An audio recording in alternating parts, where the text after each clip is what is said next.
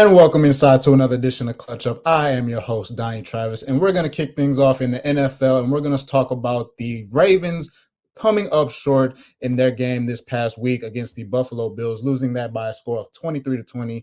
Looking at Lamar Jackson's productivity, he completed 20 of 29 passes. That was good for 144 yards. That was also good for one touchdown. Unfortunately, he did throw two interceptions behind that. Also ran the ball on the ground 11 times for 73 yards, but as I said, came up short 23-20. There is a very important point in this game where just under 5 minutes to play, they have the ball right at the goal line, fourth down, and they go for it. Rather than taking the three, this was when they were tied at 20-20 in the fourth quarter. And rather than taking the guaranteed 3 points, they decided to go for a touchdown. This shows a lot of things. This shows trust in Coach John Harbaugh in his quarterback in Lamar. And a lot of people are speculating if he had that much trust in his defense at that point in the game. As I said, they gave up a 17-point lead at one point in this game. They didn't score anything in the second half. So a lot of people are speculating that, but nonetheless, the Ravens are 2-2 on the season now, as they will play next week, this Sunday, a night game against the Cincinnati Bengals at home. And that game is going to be at 8:20 Eastern on NBC. So be sure to check your local listings.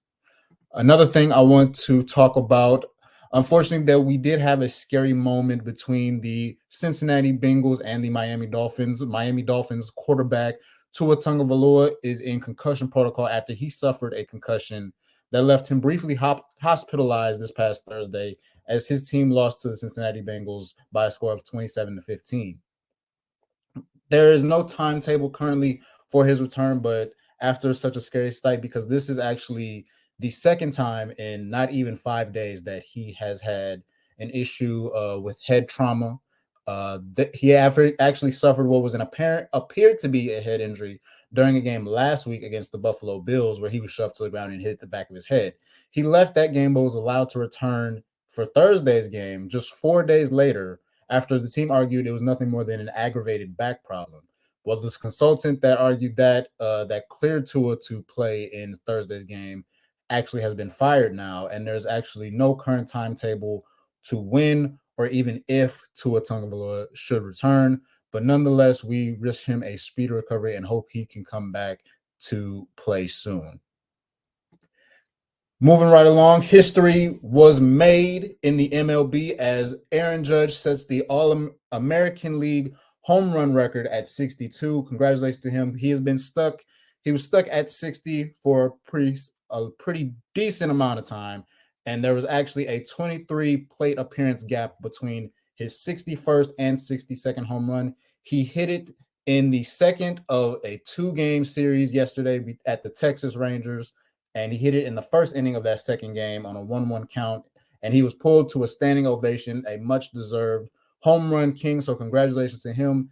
And also worth noting that he finished 16 home runs above any other player in the MLB, as he did it on the final day of MLB regular season play. The MLB playoff picture has shaped up, and the wild card is going to kick off this Friday, October 7th. So be sure to check your local listings. The rankings are as follows. On the American League side, the Houston Astros maintain their number 1 overall seed. The New York Yankees at number 2. The Cleveland Guardians, number 3.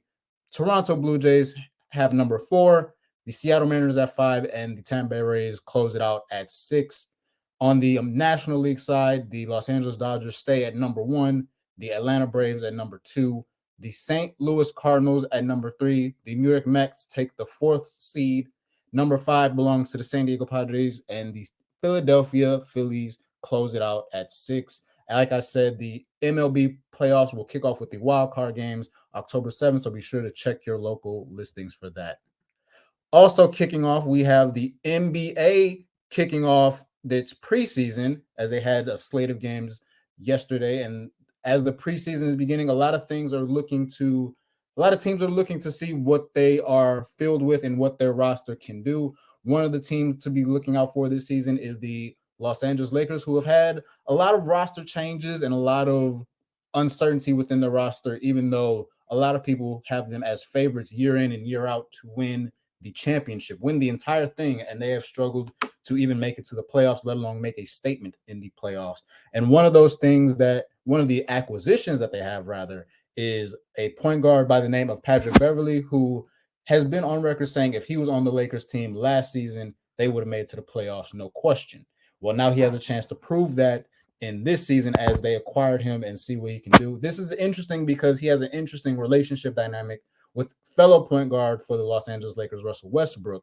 And a lot of people are speculating how much time before Russell Westbrook is traded and taken out of LA of that situation. But a lot of people believe that with all the pieces, adding Patrick Beverley, Russell Westbrook, LeBron James, Anthony Davis, and all these other pieces, there should be no reason for why they don't make it to the playoffs this year or win the whole thing. They are always contenders. Anytime you have LeBron James on your team, you are a favorite to win it all. But only time will tell how this team shapes and how it molds and how they overall come together if this championship is to be won. Moving right along, we're heading over to the HBCU side. We are here for the HBCU Roundup.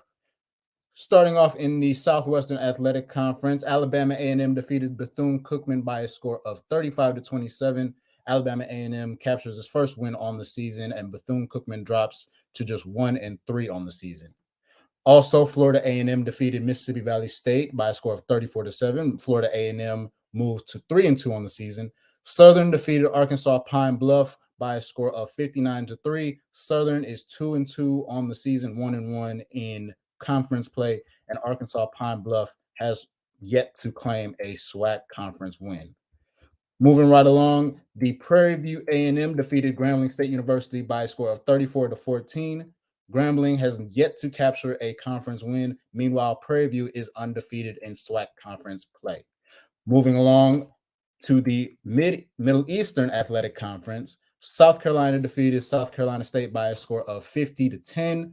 Morgan State defeated Virginia Lynchburg by a score of 44-10. Morgan State is now 2-2 on the season, undefeated at home.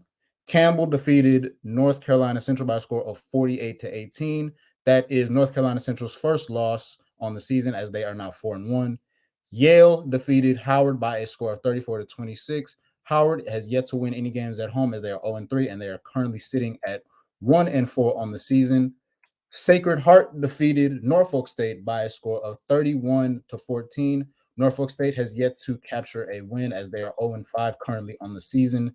And Delaware State defeated Robert Morris by a score of 14-9 as Delaware State moves above 500 in the win column and moves to 3-2.